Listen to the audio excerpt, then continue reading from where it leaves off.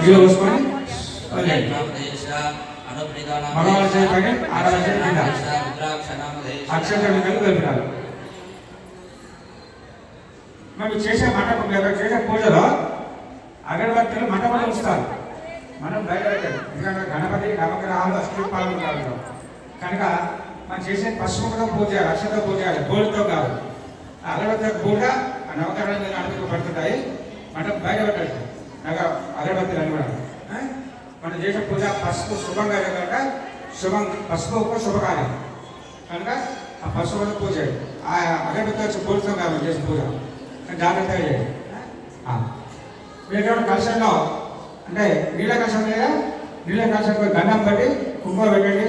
ఆ కలశంలో అక్షంతలు వేయండి, పసుపు కుంకుమ వేయండి.